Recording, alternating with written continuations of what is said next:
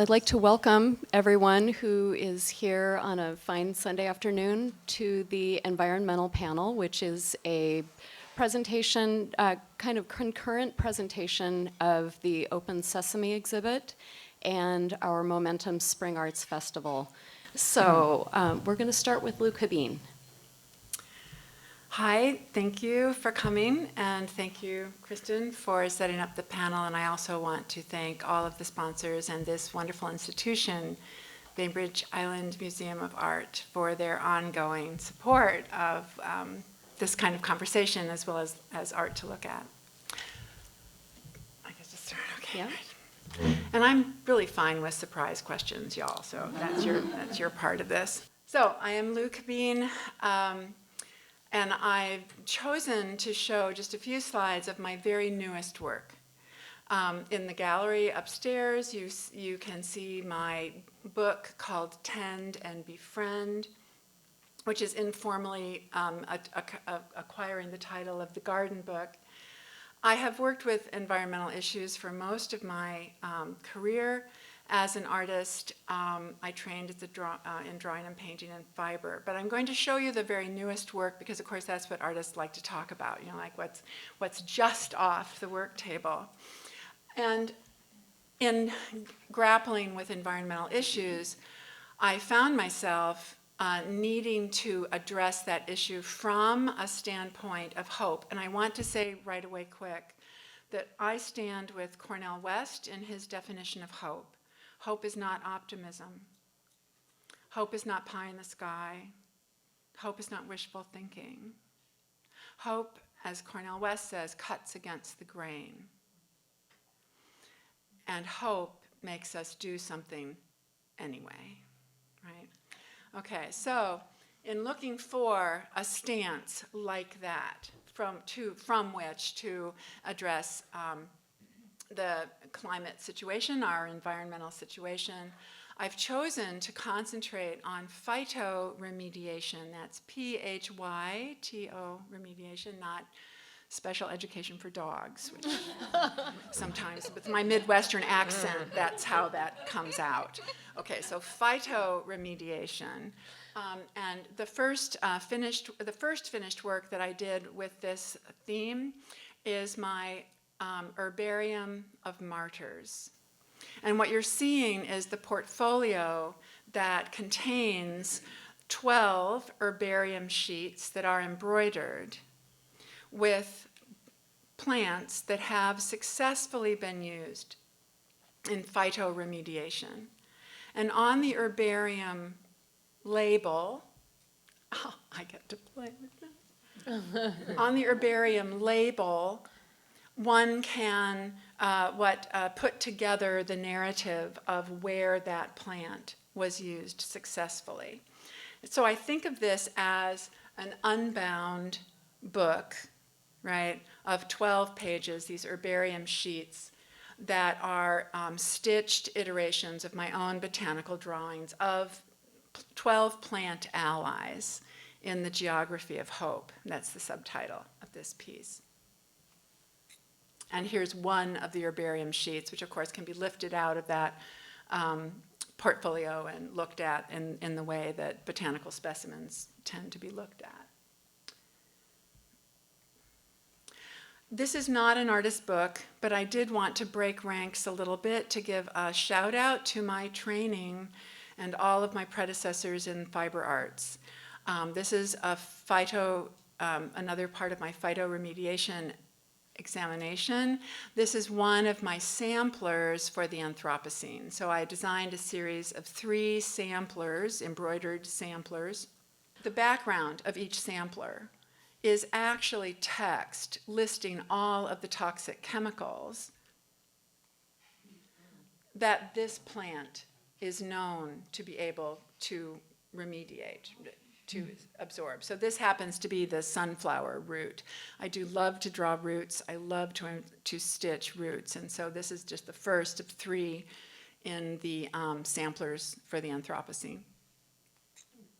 And lastly, I'm showing you hot off the letterpress up in the Skagit is my first volume of flashcards These are, as you might, I don't know whether you can read, these are 3x5 flashcards, hand set, letterpress printed, and the text, the words, the context is given here on the inside of the box. Basically, I've made 2 sets, 2 volumes of the words that have been eliminated from the Oxford Junior Dictionary since 2007. These words have been eliminated from those dictionaries on the grounds that they are irrelevant to the lives of children under 10.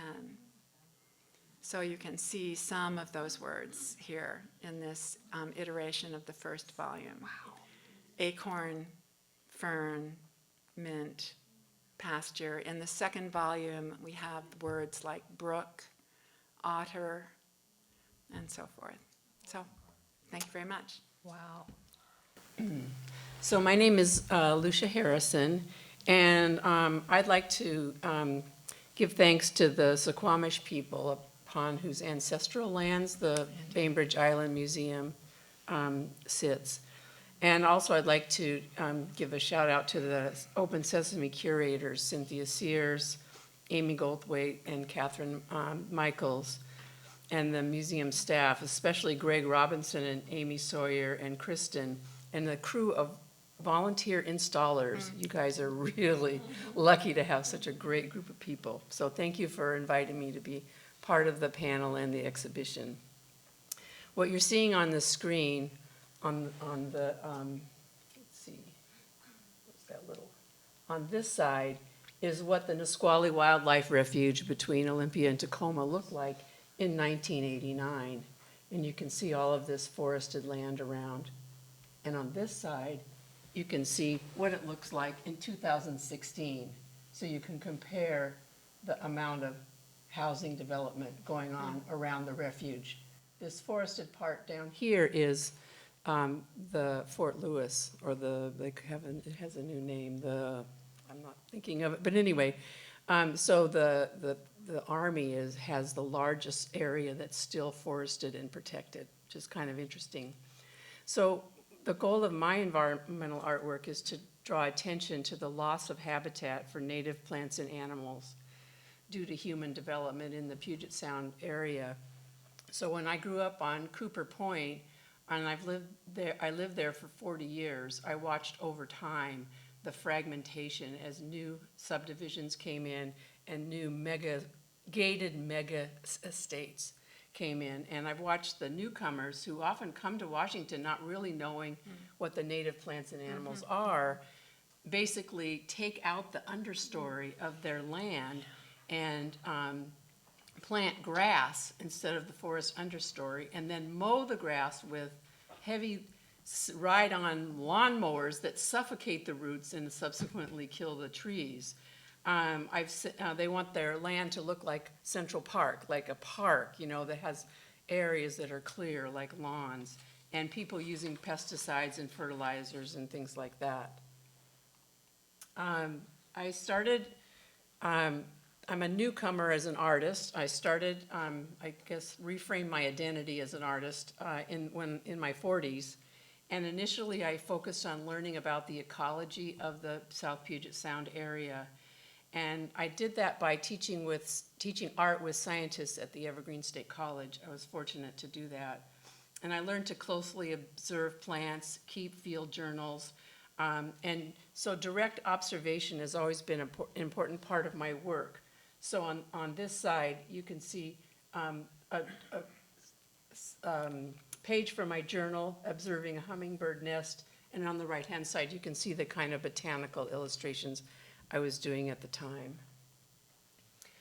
From there, I decided to make a series of paintings and artist books on plant-bird interactions, because I thought, well, a lot of people don't care about native plants, but they do care about birds. So if I could show a connection between, say, the use of fertilizer on the American goldfinch being a live bird, a dead bird, and then the practice of using the fertilizer to kill the thistle that they depend on, maybe I could tug at their heartstrings.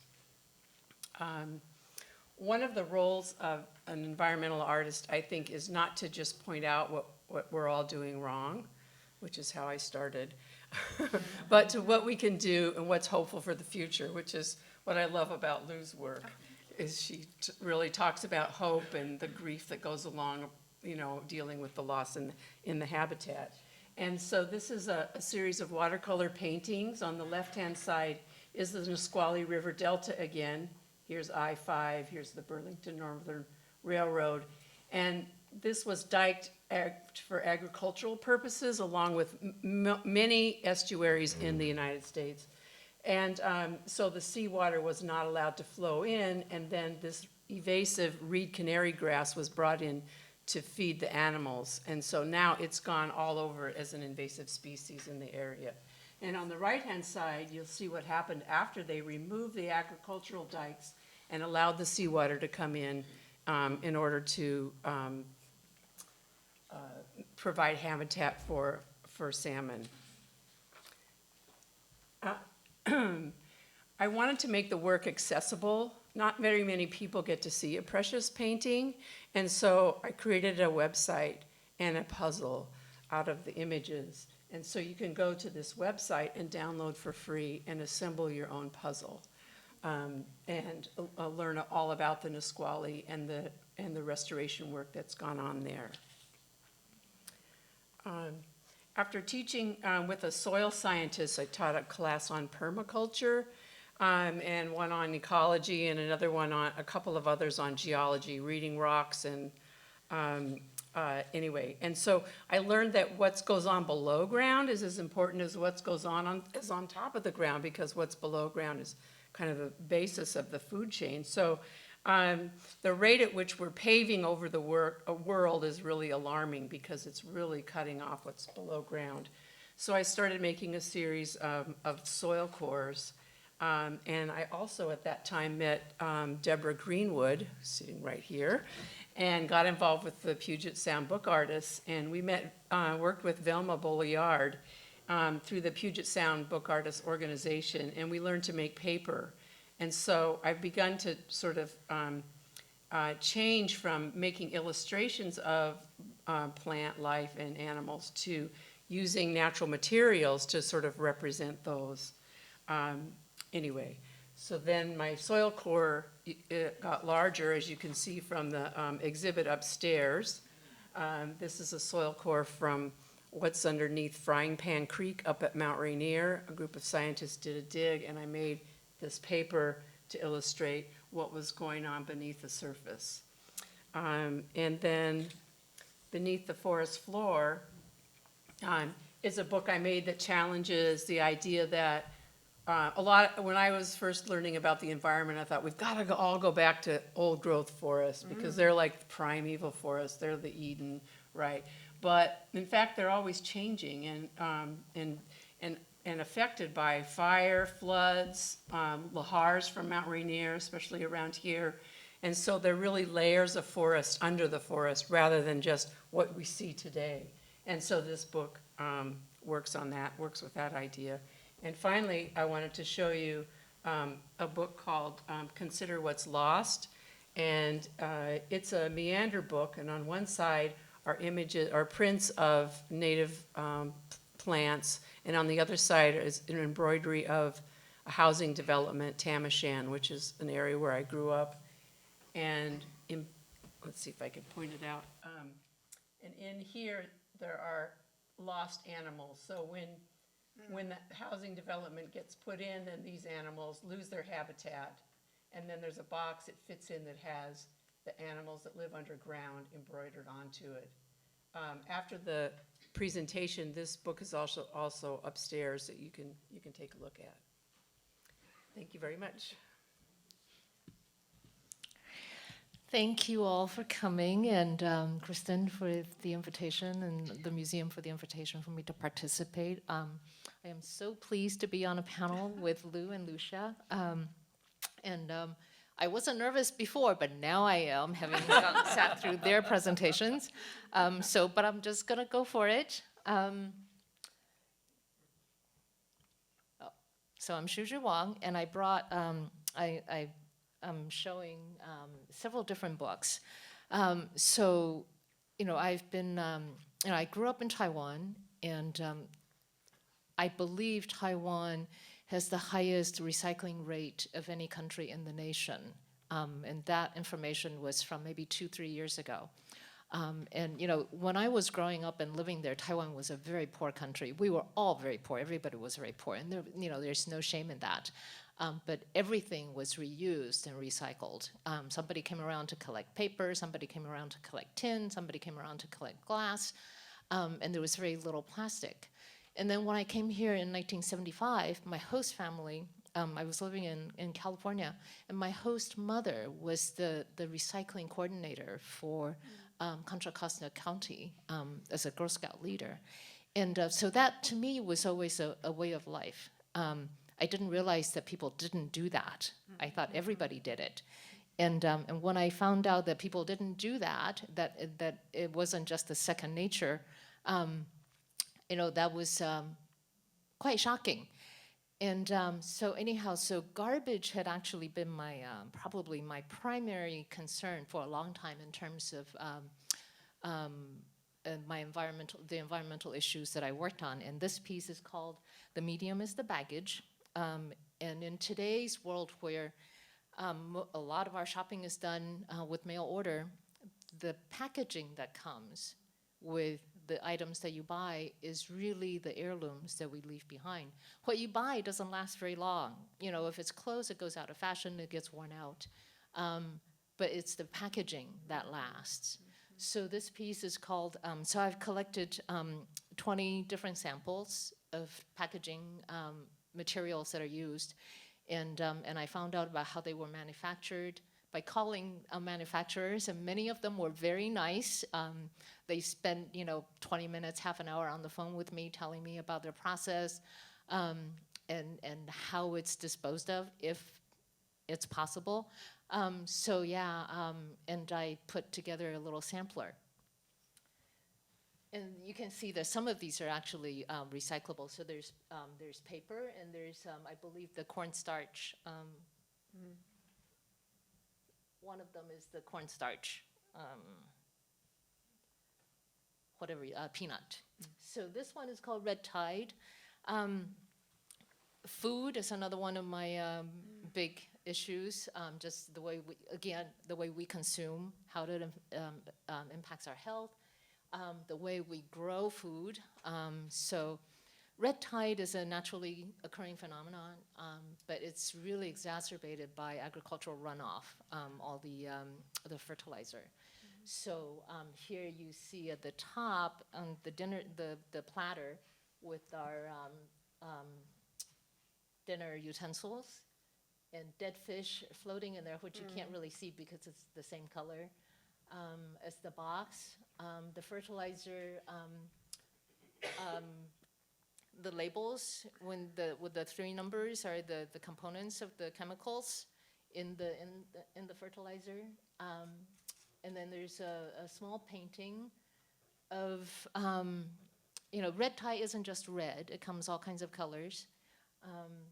And then, of course, the farm implements. Those are miniature farm implements. They're not real life size.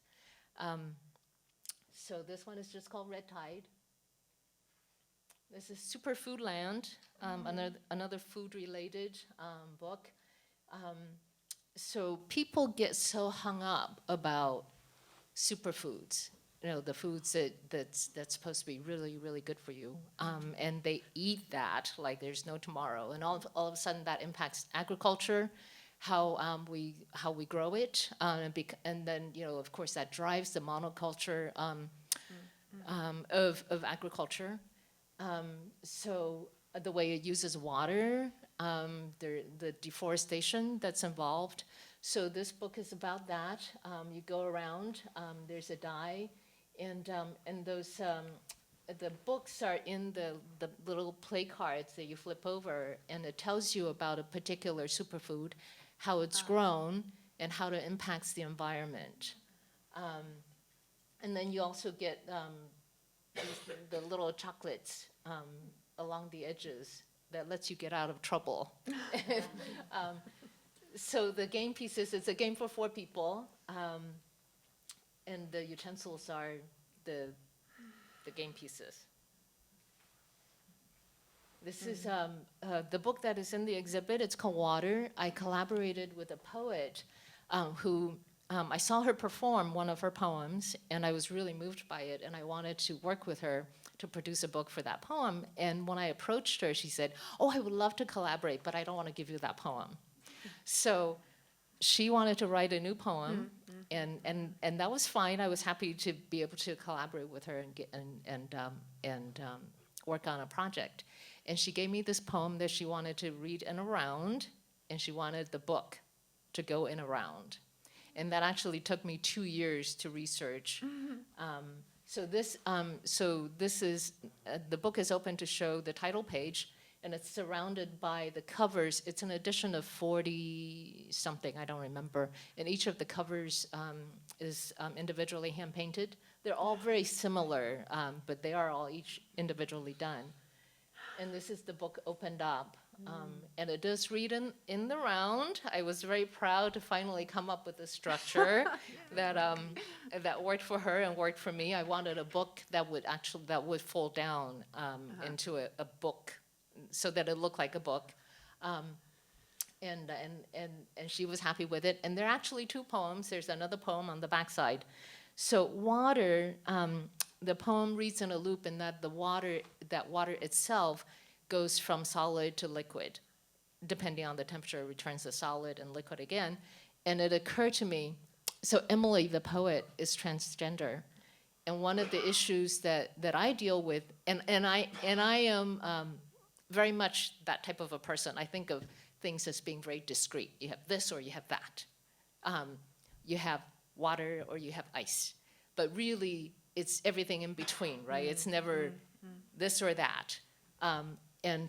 So it's the spectrum of things. So I told her that I wanted something on the back that talks about that spectrum, that it's this continuity. It's never just distinct this or that. It's everything in between. And I said I wanted to write something about that. And she was like, "Oh, let me write it." So she gave me a second poem that's on the backside, but I don't have a slide for that. So she and I did this project in 2012, and that totally sent me from the food and garbage issues that I've been working on to water, and ever since then I've been doing this water thing. So, do I have another slide? No. So that was that. So I've done, so since 2012, I've done the book, and I've done a series of paintings about water in various topics. So industrialization, exploration, how we use water as a transportation device, how we use it for a dumping ground, we use it to grow our food. And I'm moved on to my personal relationship with water, in that I don't know how to swim and I'm terrified of it.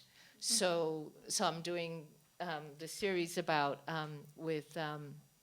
and I'm also looking at my personal fear, and also in terms of the fear of civilization, being inundated by water, drowning of civilization, drowning of myself. So there are actually 2 different series happening, and I don't have any slides. One is swimming suits made out of inappropriate materials, and the other one is drowned books. It's a series of paintings about drowned books, using book as a symbol for this, civilization. So, Wow, thank you. I think what's really striking to me is the many entry points into having a conversation about environment. I mean, it is an immersive topic. It touches on so many different areas and personal experiences, and a couple things are striking to me. One is how you're all just de facto in the role of educator, because you have these topics and they are being filtered through your work, and you have a big job to try to translate these ideas through the medium that you're working with. So I think I was struck by all the different systems that you use, from the cards to the games to the circular reading.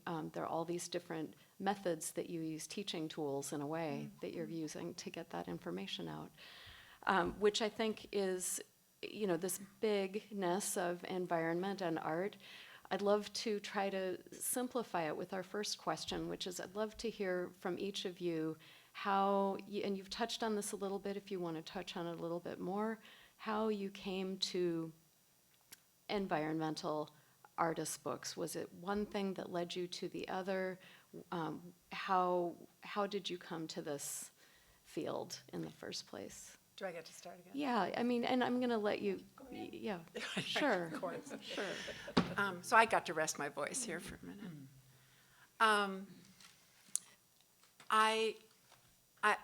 I came to working with environmental issues. I basically was a young mother downwind from 3 Mile Island. I think there's some folks here who might remember that. And I was an artist and a young mom, and I was downwind. And that, how would one not, be concerned right away quick? And so there was 3 Mile Island, and then there was Love Canal, and then there was Love Canal was supposedly cleaned up. When I was in grad school, I learned that Love Canal had supposedly been cleaned up, but how can you know whether something's cleaned up when you've never officially established what was wrong in the first place, or admitted that there were things that were wrong in the first place? So for me, as an artist interested in social issues, I realized that my biography, just these experiences, led me to that. The artist book question, part of the question, as you could tell from my slides, I don't necessarily always make a book about an issue. I get an idea, and it doesn't always translate for me into a book.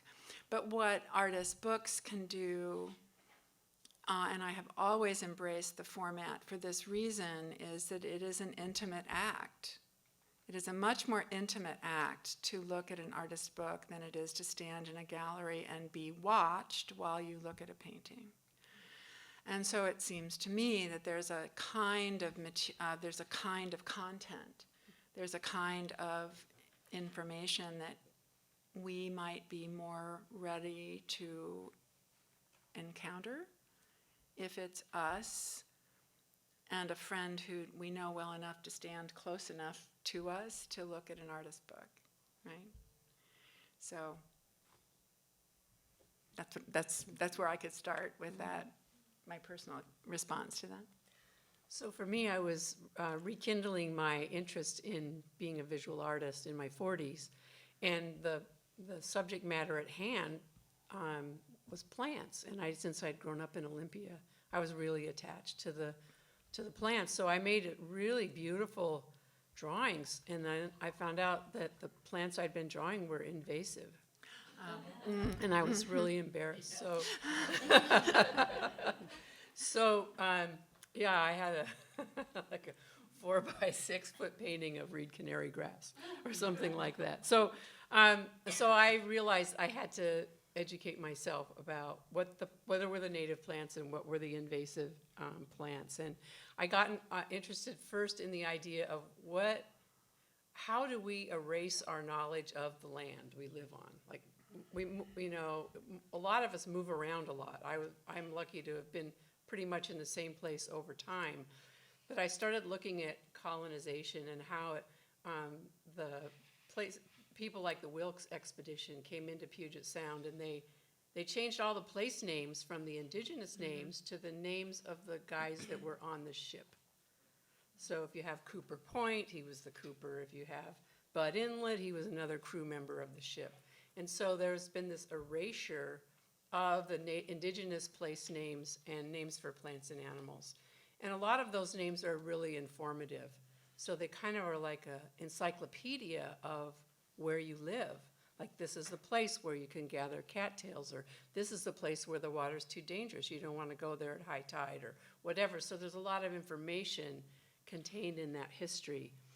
And then, with the treaties, the land being taken away, and then there was clearing for agriculture, and then we have housing developers coming in and developing cute little communities like Tamashan, which is a little Irish community out on Cooper Point, and all the street names are Irish names like Leprechaun Lane. And, it's like and then the city, of all the older names of streets, the city decided they couldn't find anybody in the case of emergency. So they renamed everything with numbers. So I was really interested in that process of erasure. And then I started, I liked artist books because they can contain a lot of information about a subject. And then I made an herbal and an atlas and a place name change book about Cooper Point, where I grew up. And so at early on, my activism and my art I was just learning at the beginning. I guess I'll move the slides back to my work. Oops, which way am I going? Here we go. There you go. All right.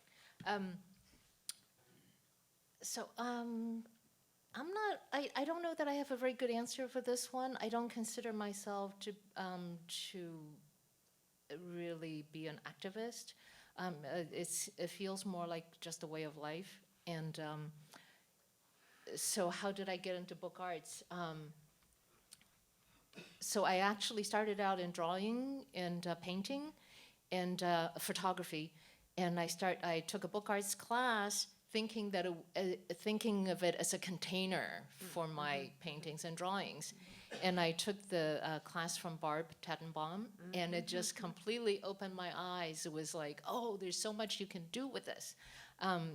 So then it just kind of took off on its own, and I eventually left photography, and now I paint. I'm a painter and a book artist, and with book arts, I can include a lot of materials that I cannot use in painting. And so it's much easier to talk about the environment in book arts than I can in painting or drawing, for me. And the fact that there's this interaction between the viewer and your work of art, it's a little bit more intimate. It kind of forces them to think about the issue a little bit more, whereas a painting they could walk by and not necessarily have to have that interaction. Yeah, that intimacy, I think you've all touched on that a little bit. That's definitely a quality that we've talked about exhibiting the artist books, and I know that people who have been able to handle them upstairs have had that experience. And one of the luxuries of having this show exhibited the way it is that you can move around the pieces. We have docents who are activating them. Are there other qualities that you find unique to artist books that help to convey your messages besides, in addition to the intimacy that you want to especially highlight? For me, the artist book does two other things. So as an artist, as a maker, I'm drawn to make a book when I have an idea that I want to, that has sequence, where sequence is important in sharing what I've observed or what I want to communicate, some sequence.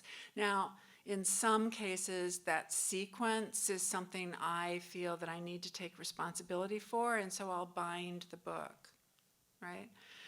Sometimes the sequence is something that the viewer can control, and so I'll make an unbound book, like the portfolio that I shared with you, right? But the book format has become, right, so open that those kinds of things happen. So sequence. And then the other thing that the book artist, I trained as in drawing and painting as an undergraduate, and then I am trained in fibers and textiles. And so obviously tactility, the sensuous quality of materials and the haptic are core to how I think as an artist and what I know I can communicate. And so what's more, an artist book, you hold it in your hands and you turn the page. And so the artist book allows me, when I think about a page, it's like, how heavy is that page? How easy is it to turn? If it's, what are you going to find on the next page? What does your what does your hand feel as you're going to turn that page? That's going to that's going to prepare us for the content that is on that next page. I mean, you can do that. I'm not saying I do it well, but you as a book artist, those of us who make, right, we get to think about that level of, it is a form of intimacy that the book arts allows, and that's why it is a real relief in a way to have one's work in a collection which takes good care of the objects. They're not they're not in danger, but there is that opportunity provided for viewers to understand what the weight, literally, the weight of the idea, the weight of the page, and experience that for themselves. For me, I agree about the intimacy and about the tactile nature of the materials you're able to use. Another aspect that I've tried to utilize is the two-sided nature of a book, especially an accordion book. And so it allows you to tell a story from more than one point of view.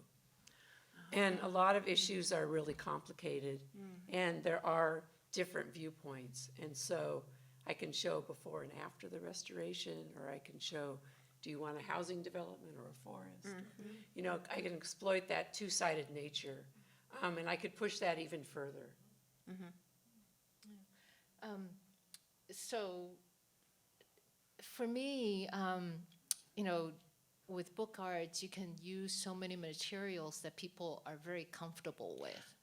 In painting, people are quite often uncomfortable with, say, pigments. When you talk about pigments or oils or acrylic or wax, people are quite often uncomfortable with that because they don't come into contact with that every day. But in book arts, you can use materials that people come into contact with every day, whether it's, say, my packaging, they come into contact with that, or paper, they're in contact with that, or the samplers. So, or your soil samples. So I think people are more likely, it's more approachable for people because it's a material that they find that they're familiar with. And that could be a nice entry point to talk about the issues that you're dealing with. Yeah, I would agree. Yeah, I think with my experience working with visitors to the museum with books is that of all ages, young students, people who have early stage memory loss, there's something about the book format that is, even if it's a different kind of format, that is recognizable. It's intimate, but it's also recognizable. It's something that people feel comfortable stepping into, talking about, really participating with. So I think all of those. In that light, are you making your books for a particular audience? I think that this is a really interesting question, and I know there are different answers that you can give on different days too for different pieces, but can you speak to that a little bit? Okay, sure. I'll say several places to start where I really like to make things, but I do feel that if I'm going to make something called art, it needs to be about being seen. And so that means that I'm making my best effort to share with a person. I don't think about it, if I understand your question, Kristin, I don't think about a specific audience. I am not making work, I don't think in those terms, but I do consider the viewer. Maybe you can tell, but since I have all this time and I've just put a lot of verbiage on the haptic, on the tactile nature, right? So I think about the reception of the work. I think about supporting. Since I'm talking about hard subjects, because art is supposed to help us culturally understand ourselves and our society. That's just what it, in my opinion, that is what it's for. And so that's hard. And environmental issues are hard, and they are grief-filled, and they are catastrophic, and we have to deal with despair. And if I am going to put out my best offering under those headings, I want to support whoever is looking at the work.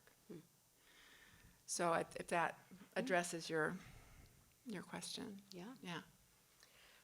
For me, I first of all make the book for myself. I love the research process. So the whole process of making the book, I try to choose something I want to learn about myself. But I'm also trying to make books for a general audience and not just an audience that's environmentally aware. I like to place my work on a kind of part of a three-legged stool idea. So on one hand, there's me, the artist, making the work, and then there's a scientist. I want to make work about things that are actually important to me as well as the larger society. I don't want to make a book about, how beautiful invasive species are just because I'm ignorant about the issue, right? I want to make something that's important. And so I like to work with scientists, and I also like to work with environmental educators. So I team up with, I worked with an artist named Baja Erland, and she did a Gathering of Waters project for the Nisqually River. And she started at the Headwaters, and there was a canteen that was passed all along the river, and people who got the canteen would write in a little book about what the river meant to them. Anyway, she does this all over the world, and I was her kind of her caretaker while she was visiting the Evergreen State College. So I got to meet everybody involved, from the Mount Rainier National Park all the way down to the Billy Frank Jr. National Wildlife Refuge, all of the players, and learn about all the environmental organizations that are involved in the Nisqually River Council, so that I was able to then have my books. I was able to put the Nisqually book online, so those teachers, I can train the teachers in the district about this. They can use it in their classroom. So I like linking up with an environmental organization to reach a wider audience. Yeah. So similar to Lucia, I make my books, they're just excuses for me to go out and study something. So, like the packaging book, it was an excuse to call up all these plastics manufacturers and ask them all these questions. Yeah. I mean, otherwise I wouldn't be able to do that. So in that way, the books are really just for myself. I do appreciate the chance to show them, but really, I'm doing them so that I am better prepared to talk about them myself. The object is, it's an aside. I want to be able to talk to people about a particular subject without the art. So that if I don't necessarily aim to convince people to think the way I think, but I want to be prepared to have that discussion. And so in that way, I make the books for myself. So it's just an excuse to do the research. So It's an excuse with, each one of you takes a great deal, a care and responsibility in what you're gathering as you're gathering to put it into something that you're conveying. So I'm struck by that. It's not a light endeavor, really, at all. I had to put this question in about process in general because I want to know what you do when you get stuck, because in part related to this topic, I spend a lot of time feeling overwhelmed and then trying to reduce my overwhelm by really trying to make actionable items or granular things that I can do that will help progress my own narrative in the conversation about environmental justice. So what do you do when you get stuck, either in your creative process or you're thinking about this topic? Yeah, this is one of those questions I was really glad I got ahead of time, It's a great question, thanks. So there's three different I can identify, at least right now, three different kinds of stuck that I experience in my creative process. And one kind of stuck is just like take a nap, like just stop and literally take a nap, lay down, take a nap. There's another kind of stuck in the process at the work table where there's a certain, it's associated with a certain kind of mental feeling, and that kind of stuckness calls for me to go back to my original intention. Remember, go back into my sketchbook, go back into my journal, remember what that original goal was. And pretty much when I finally get bright enough to do that, that helps clarify, my choices, or it shines a light on why I'm stuck. It's because I've actually gone too far away or down a rabbit hole, or much as I love the research, I've gotten a little bit farther, from my original inspiration. The third kind of stuck is something I am actually encountering more as I deepen my understanding of where we are in terms of environmental issues, the climate. And that kind of stuck has to do with despair, has to do with grief.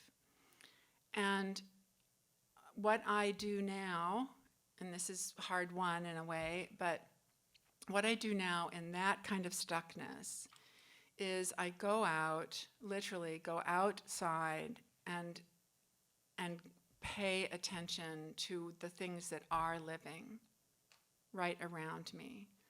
I'm building a relationship with the weeds in my alley because nothing seems to kill them.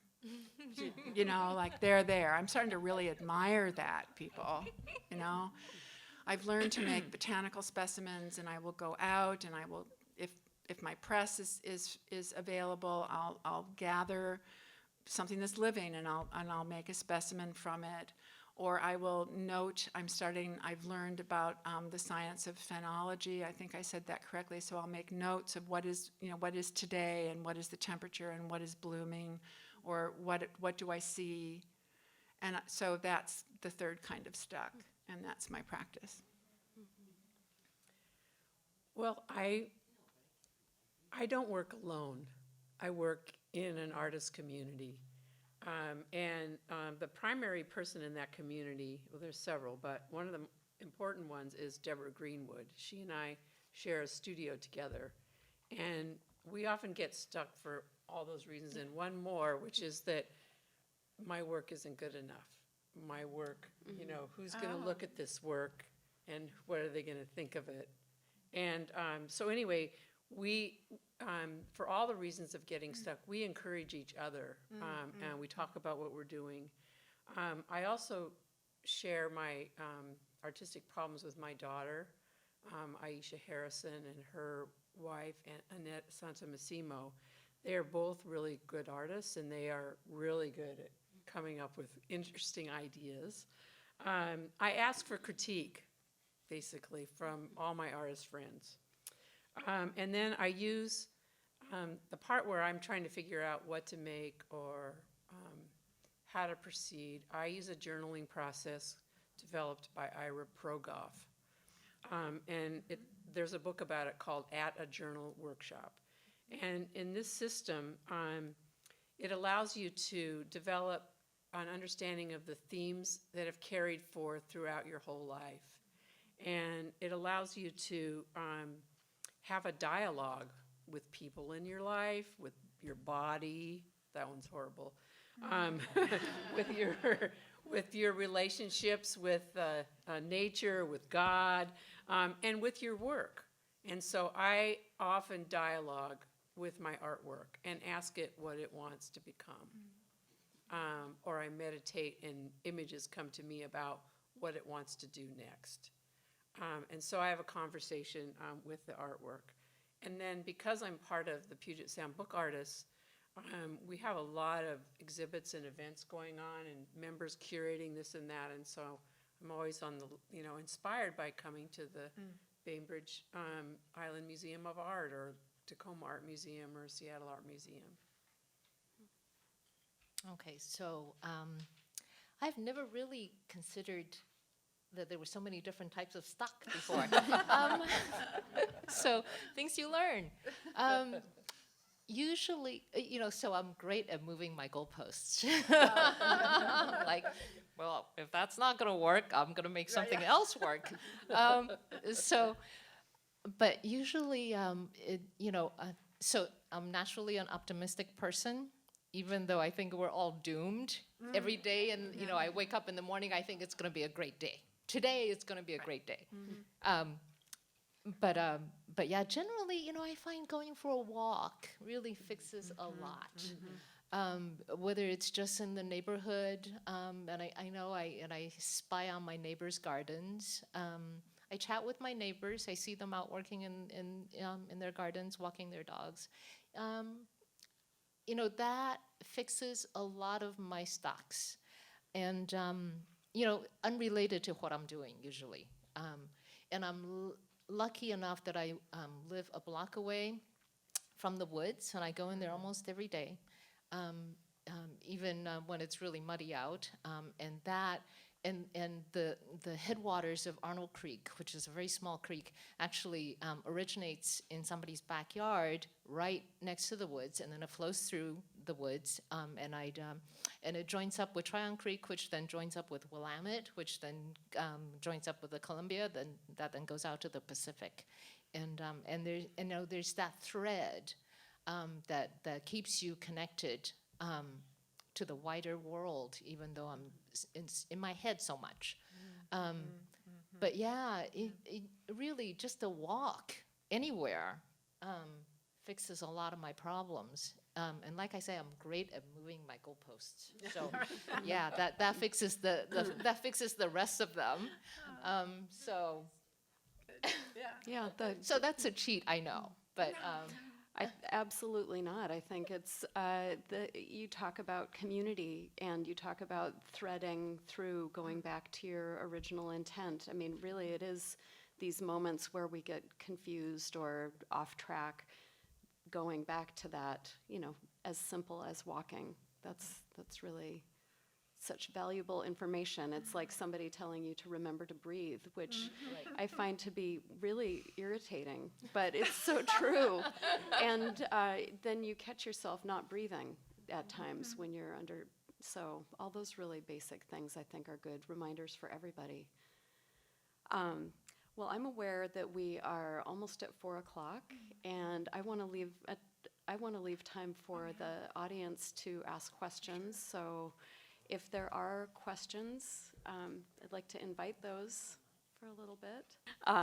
So the question was about words in your work and where they come from, if they're written by you or borrowed, how you structure interplay between the visual and the textual. Is that? Yeah. Okay. Oh, okay, they're looking at me again. That's a great question. Thank you for the question. what I can say is that I have always experienced words as a visual thing. They look, and so as an artist, I have always viewed text or words as one more collage element because I don't hear the words in my head, I see them. I am assuming that's the physiological reason for me always to have seen words, does that make any sense, as a collage element? And so that's kind of what I can say about that relationship for me. How I choose a text, that always just arises from the subject that I'm engaged with. I will also say this is where my fiber training comes in. In contemporary art, when one uses words, it can seem like this hugely radical thing. But textile history, which is my grounding, all textiles have words. I mean, this is not a big deal to have a visual, tactile text and textile. They are the same. And so that's where I'm coming from, historically as well as it. I think for me, I try to tell the story I'm trying to communicate visually, and sometimes people don't get it. So in that book, Consider What's Lost, in the first version I had just one side was the housing development and the other side was the forest. And people it just didn't have an impact. And so then I added another booklet that I hand embroidered. Anyway, it has text in it, and it's a letter. Dear new neighbor, welcome to the neighborhood. These are your other neighbors, the alder, the fir, so it was like a little addition that, because my work has an environmental education component, sometimes I want to make sure that the message gets communicated, and so I'll rely on words. I'm kind of a technical writer because I was an academic for so long, and so I'm now venturing off into writing my own poetry, so we'll see where that goes. Okay, so I'm a very literal person, not a poet. My degree is actually in computer science. I'm a very technical person, and also, I'm very much a late bloomer. You know how parents tell kids stories? They make up these stories to tell kids, and they think it's funny, but kids believe them, right? Mm-hmm. This is kind of like Santa Claus, right? But there are all kinds of things. But with me, it's like I was in my 30s when I suddenly would realize, something that my parents told me, that was a joke. They didn't mean that. And so I keep on remembering these things well into my 30s. And I just think it's so difficult to communicate, even as adults. When words come out of my mouth, what I mean and what you hear are what you understand are always two different things. So we hope to get them as close as possible, but they're never the same things. So for me, words, so the poem, the Water Book, I collaborated with a poet. I didn't write that myself. And all the other pieces, the words are all factual. Those are, fact-based words. And so for me, that's kind of my relationship, my personal relationship. And people make fun of me all the time for being so literal. It's like, no, it's like, you don't have to take that seriously. But, so yeah.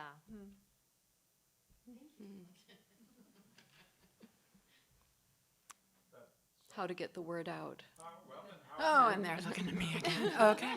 How to link it, Yes. What linkages Yes. does a wider public have Right. with this very private art? Right. Thank you. It is actually a really important question. It is one that has been leveled at me with various levels of intensity my entire career. So thank you very much. No, it's a great question. my personal answer is that I know my limitations, and I love to make things, and I realize that the fact that I am making often one-of-a-kind, hand-embroidered botanical drawings, for crying out loud, I realize the disconnect. And it's a true disconnect, and I really appreciate the question and having the light shown on that. What is the role of a quite precious object in many ways, a one-of-a-kind portfolio, with this information that can help? And my personal decision as a maker is I need to make these things. This is one of the only places I will allow myself to say, I have to make this for myself. And I trust, and I have been on the planet long enough, doing this long enough to have seen it play out a little bit. I trust that the person who can see this will be moved, and there will be this ripple effect. I'm encouraged by the internet that allows via websites to have the artwork seen at least in reproduction by more people. And I love doing letterpress printing because that, even though that is also rather precious compared to offset or trade publications, that does allow me to make multiples that will share. And I do think about, especially with this topic of phytoremediation, I am thinking about ways to take my my one-of-a-kind and translate it into a more accessible thing. But I always come back to the fact that, I know I'm sorry, I'm talking too much, but I always come back to the fact that actually the art world needs to know this stuff even more than some other folks. And I am not ashamed of preaching to the choir, because the choir needs encouragement too. So those are some of the ways I've navigated that excellent question. Thank you.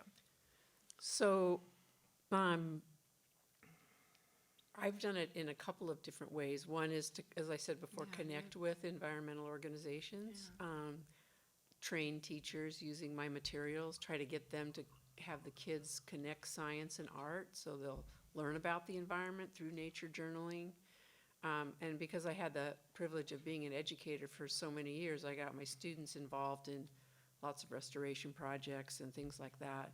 But I'm looking towards using the internet to create a website about each work. There's nothing like the real work, the texture of it, the feel of it, and I hate digital reproductions of work. I mean, they just fall flat. But if the precious work exists, and if it's in a museum like this one where the public can see it, or in a library collection, in which it's used then in the classroom, then the precious work could be seen that way. But I think the idea of having the website where people have to like assemble the work somehow and use it, download it, parts of it, and put it together themselves. I think like the opportunities for that with games or puzzles, or with this Consider What's Lost book, I'm thinking about having it fold up into a little house, and then you could just put it on the door handle of your new neighbor to introduce them, or take it to Home Depot, because the most of the landscaping outfits don't sell native plants because they don't see a market for it. So you could go in there at night surreptitiously and tie the little book onto the I don't know, but I do think I've had a lot of response to my website on that Nisqually project, and it's used a lot. So I think that's one.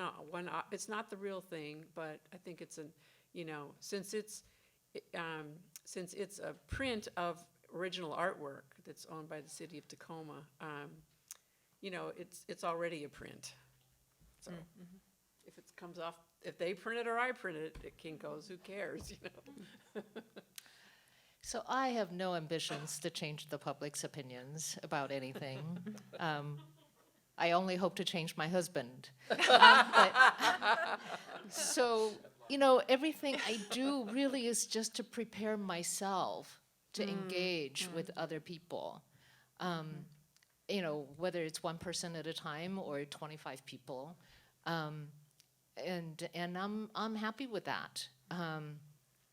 And I have to say, after having been married for 30 years, I'm seeing some progress in my husband. So it works slowly. So, but yeah,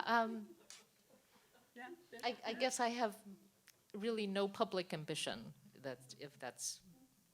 I think, though, that I'm going to challenge you on that, because I think that what you've all said is that there's, and this is probably a great place to close, because it is such a pregnant question about firsthand experience versus content experience, and in a way, what we have is the luxury of extracting some of the content that's going on in this, but we don't always have the luxury of replicating a firsthand experience with the artwork. And so that is why I think conversations like this and exhibitions like this are so valuable to people. I did see one other hand, and we'll take the one last question. To what degree do you create artwork so it's an overt assault, or a subtle luring in? Okay.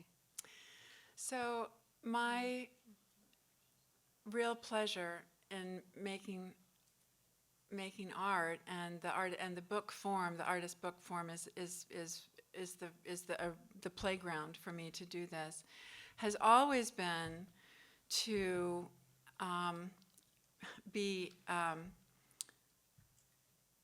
to create work in which the viewer gets to discover for themselves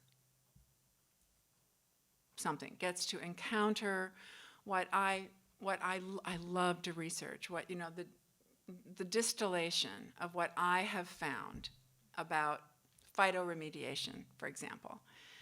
The distillation of I'm going to talk about that specific piece. So you might remember the stitched herbarium sheets. There's the embroidery of one of my botanical drawings, and then the label. So what the viewer sees, and this is classic. This is my answer to that question. You get to handle this good paper. You see that there's this physical. A drawing, if it's a stitching, is not a drawing. There's no illusion there. That's a real line. That's a real thing that makes a line. And on the label, the viewer gets to put together for themselves that narrative. Like, all the pieces are there. I'm not being coy. I'm not playing a game. I'm not trying to hide anything. But it is very much not in your face. It is available for you to engage at the level that you're ready to engage that information. If you're ready to admire the drawing, the stitching of the sunflower, and move on, okay. If you're ready to engage that and look at the label and try to suss out that there's actually a little narrative, embedded in the labeling information, and you see it as a puzzle, that's great. If you do all those things and you suddenly realize that these sunflowers that are doing this wonderful thing to remove radiation from the water then become toxic themselves and must be handled as toxic waste, then you're ready to engage that information, right? So that's my personal approach. I guess I try to seduce the viewer into thinking about issues with color, texture, tactile experience. And then once they, as you were saying, go through different levels of appreciate it, kind of kindles an interest. Oh, I never thought about soil before. What's beneath the ground? Oh, well, maybe I should learn more about that. So I try not to have things so much in your face. Although that work I showed you with the hummingbird, American goldfinch and that's in your face. And a lot of people responded to that exhibit. There was a whole bunch of live birds and dead birds, and then conversations with the neighbors about the bad things they did. Anyway, people told me they actually changed their homeowner practices based on that being in your face. But most recently, it's been way more subtle, I think. Yeah, I think I'm very in line with both Lou and Lucia, although I have to say that, even though it's a dead bird, it's a beautiful.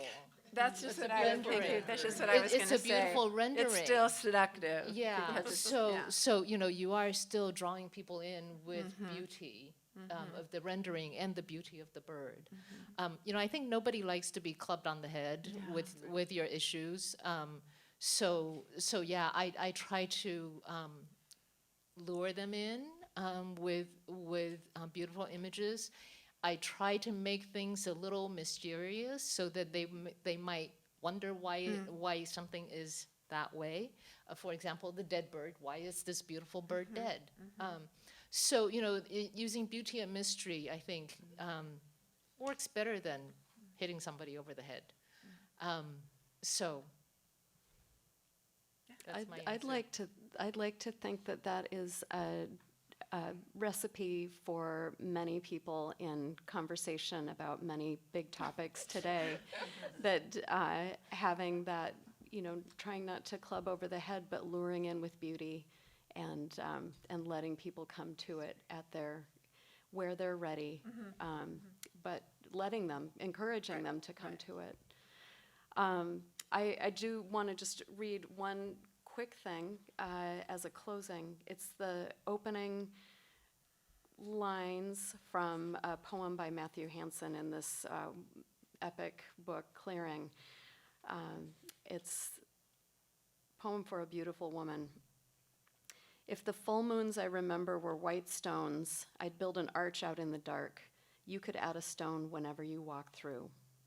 And I feel like that is such an apt kind of image to end this really enchanting panel discussion on. I personally, feel like we are doomed. And this is also such a great place to be standing and stepping into the future, being prepared for conversation, knowing that we have this system and this group and cohort of allies who are trying to convey important information in beautiful ways. So thank you so much for participating. Thank you very much for inviting us.